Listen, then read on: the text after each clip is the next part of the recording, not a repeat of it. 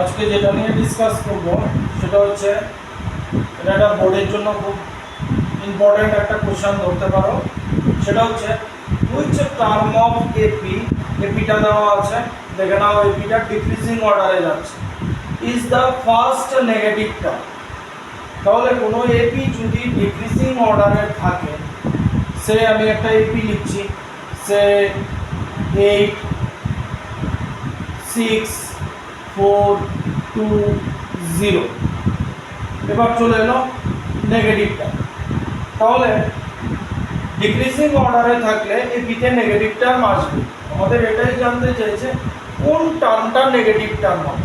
তাহলে আমরা এই সিরিজটা যদি ফর এক্সাম্পল দেখি, তাহলে 1 2 3 4 5 6 টার্ম হচ্ছে ফার্স্ট নেগেটিভ টার্ম।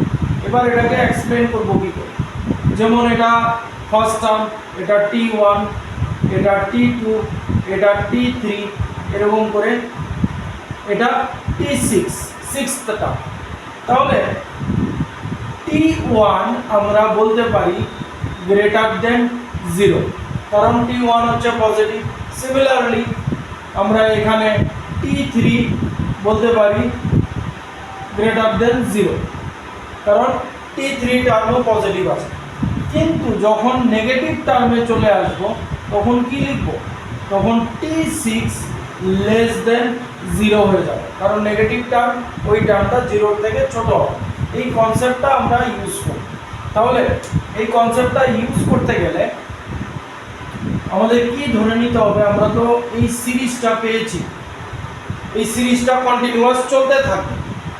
তো যদি চলে, আমরা ধরে নিলাম late nth term will be first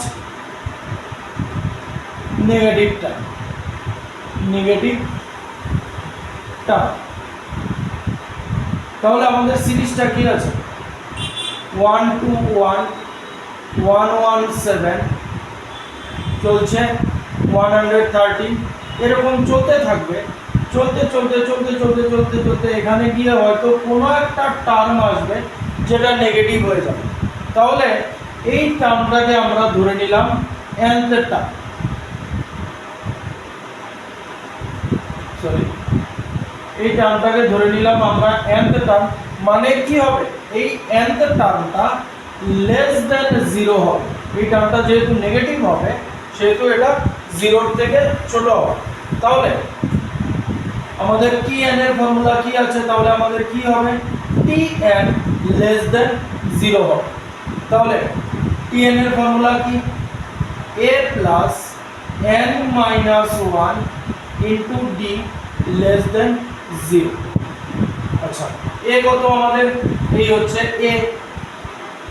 a আমাদের হচ্ছে 121 প্লাস n আমরা জানি না, d আমরা আরামসে বের করতে পারি এখান থেকে। d কি হবে, এখান থেকে যদি d দেখি, d হবে 117 মাইনাস 121, মানে d হবে -4। তাহলে বসিয়ে দিচ্ছি ইনটু -4 লেস দেন 0। তো এই লেস দেনটাকে, এই যে লেস দেন সাইনটা আছে, এটা ইকুয়েশনের মতো মনে মনে আমরা ইকুয়ালস টু ভেবে নিচ্ছি, সেভাবেই করি। তো এটা একটা ইকুয়েশনে কি থাকে, কনস্ট্যান্ট থাকে, ভেরিয়েবল আছে, কনস্ট্যান্ট আছে। কনস্ট্যান্টকে আমার ইকুয়েশনের রাইট হ্যান্ড সাইডে পাঠাতে হবে, তো এটাকে পাঠিয়ে দিচ্ছি। তাহলে n মাইনাস 1 ইন্টু -4, এটা পজিটিভ আছে, এদিকে গেলে নেগেটিভ হয়ে যাবে, -1 2। এবার তাহলে -4 into n minus 1 less than 120। এবার এটা খুব ইম্পর্টেন্ট কনসেপ্ট, যেমন আমি লিখলাম -6 লেস দেন -2, এটা ঠিক যে -2 -6 এর থেকে বড়। এবার দেখো দুদিকেই নেগেটিভ সাইন আছে, তো আমরা এখানে কি করলাম, এই নেগেটিভ সাইনগুলো বোথ সাইডে সরিয়ে দিলাম। তাহলে এদিকে 6 হবে, এদিকে 2 হবে। এবার কি এই সাইন ইউজ করতে পারবো, এবার এই সাইন ইউজ হবে না, এবার সাইন ঘুরে যাবে, 6 গ্রেটার দেন 2 হবে। তো এই কনসেপ্টটা এখানে ইউজ করছি, দুদিকে নেগেটিভ সাইন আছে, নেগেটিভ সাইনকে সরিয়ে দিচ্ছি, তাহলে 4n - 1, এদিকে কি থাকলো, সাইন দিলাম না সরি, 1 to 1, তাহলে নেগেটিভ সাইন সরিয়ে দিয়েছি। এবার দেখো এই যে যেটা এতক্ষণ এরকম ছিল লেস দেন ছিল, এবার দেখো গ্রেটার দেন হয়ে যাবে। সবথেকে ইম্পর্টেন্ট কনসেপ্ট কিন্তু এই জায়গা, আশা করি ধরতে পেরেছ। আচ্ছা, এবার এটাকে সলভ করি। তো 4 মাল্টিপ্লিকেশন আছে, এদিকে গেলে ডিভাইড হয়ে যাবে, কি হবে, আচ্ছা 4n - 4 গ্রেটার দেন 1 to 1, -4 নেগেটিভে আছে, এদিকে গেলে পজিটিভ হয়ে যাবে, 4n গ্রেটার দেন, এটা এদিকে গেলে পজিটিভ প্লাস হয়ে যাবে 125, তাহলে n ইকুয়ালস টু কি হবে, 4 এদিকে পাঠিয়ে দেবো, ইনটু তো আছে ডিভাইড হয়ে যাবে 125/4। তো n গ্রেটার দেন কি হচ্ছে, ডিভাইড করলে 31 হোল 1/4 আসছে n। এবার আমরা জানি n কোনো সময় ফ্র্যাকশন হতে পারে, মানে n গ্রেটার দেন 31 হোল 1/4 আসছে। আমাদের জানতে চেয়েছে কোন টার্মটা ফার্স্ট নেগেটিভ টার্ম হবে, তাহলে 31 হোল 1/4 এরকম কোনো টার্ম হতে পারে না, তার থেকে বড় হতে গেলে n আমার 32 হতেই হবে, মানে 30 সেকেন্ডের টার্মটা এই সিরিজে এভাবে চলতে চলতে 30 সেকেন্ডের টার্মটা আসবে ফার্স্ট নেগেটিভ টার্ম। খুব ইম্পর্টেন্ট কিন্তু বোর্ড পারপাসের জন্য। এবার একটা হোমওয়ার্ক এই বেসিসেই দিচ্ছি, সেটা হচ্ছে ট্রাই করবে, সেটা হচ্ছে একটা হোমওয়ার্ক, আমি এই ফিটার দিচ্ছি 25, 22, সরি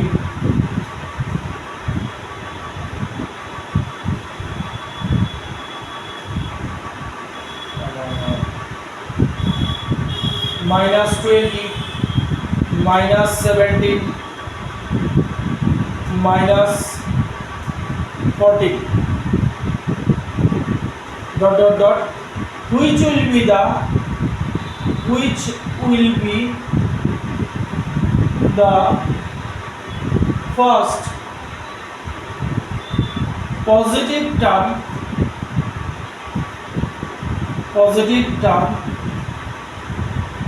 of the series। আগেরটার উল্টোটা দিলাম, আগেরটা ছিল ফার্স্ট নেগেটিভ টার্ম, এটা দেখো ডিক্রিজিং অর্ডারে আছে, তো এরকম চলতে চলতে এক সময় এরকম আসবে যে টার্মটা পজিটিভ হয়ে গেল। এবার আর লেস দেন 0 নিতে পারবো না, tn লেস দেন 0 নিতে পারবো না, এবার tn হতে হবে গ্রেটার দেন 0, তাহলেই পজিটিভ টার্ম হবে। ওটাই ট্রিক্সটা, এটা তোমরা ট্রাই করো। নেক্সট টপিকে যাচ্ছি।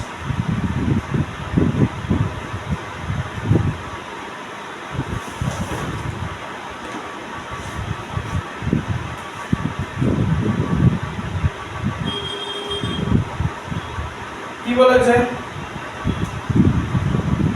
how many 2-digit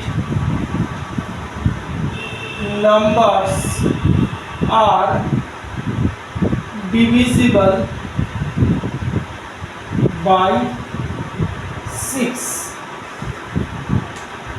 কতগুলো 2-digit নাম্বার আছে যেগুলো 6 দিয়ে ডিভাইড হয়। তাহলে আমার 2-digit নাম্বার শুরু হচ্ছে কোথা থেকে, 2-digit নাম্বার শুরু হবে এখান থেকে, শেষ হবে কোথায়, 2-digit নাম্বার শেষ হবে 90। কিন্তু এটা কিন্তু আমাদের সিরিজ নয়, আমরা এটা জাস্ট 2-digit নাম্বার কোথা থেকে শুরু হয়েছে কোথায় শেষ হয়েছে সেটা বের করেছি, কিন্তু আমাদের জানতে চাইছে ডিভিজিবল বাই 6 হবে। তো ডিভিজিবল বাই 6 হতে গেলে ফার্স্ট 2-digit নাম্বার কোনটা হবে, ফার্স্ট 2 ডিজিট নাম্বার হবে আমার 12, সেকেন্ড 2 ডিজিট নাম্বার হবে আমার যেটা 6 দিয়ে ডিভিজিবল 18, 3 6 আর 24, এরকম করে চলতে থাকবো। এবার 99 কি 6 দিয়ে ডিভিজিবল? 99 6 দিয়ে ডিভিজিবল না, তাহলে 6 দিয়ে ডিভিজিবল লাস্ট 2 ডিজিট নাম্বার কোনটা? সেটা হবে 96। 96 হবে লাস্ট 2 ডিজিট নাম্বার যেটা 6 দিয়ে ডিভিজিবল। তাহলে এই হয়ে গেল আমাদের এপি, এই আমরা সিরিজ পেয়ে গেলাম। এবার আমাদের কি বের করতে হবে? হাউ মেনি, মানে n বের করতে হবে। তাহলে আমাদের ফর্মুলা কি আছে? Tn equals to a plus n minus 1 into d। তাহলে Tn কত? এই হচ্ছে আমার Tn মানে 96, a কত? 12, n বের করব, আর d কত? 18 minus 12, d হবে 6। তো এটাকে সলভ করি। 12 plus n minus 1 into 6 equals to 96। 12 কে দিকে পাঠিয়ে দিচ্ছি, n minus 1 into 6, 12 প্লাস আছে দিকে গেলে মাইনাস হয়ে যাবে, 96 minus 12 মাইনাস করলে হবে 84। এবার ইনটু 6 আছে, 6 এর দিকে গেলে ডিভাইড হয়ে যাবে, তাহলে n minus 1 equals to 84/6, cancel করলে আসবে 40। তাহলে n কি হবে? n equals to হবে -1 এর দিকে গেলে +1 হয়ে যাবে, n is equal to 50। মানে 2 ডিজিট নাম্বার 15টা 2 ডিজিট নাম্বার আছে যেগুলো 6 দিয়ে ডিভিজিবল। আশা করি বুঝতে পেরেছো। আরেকটা নিচ্ছি,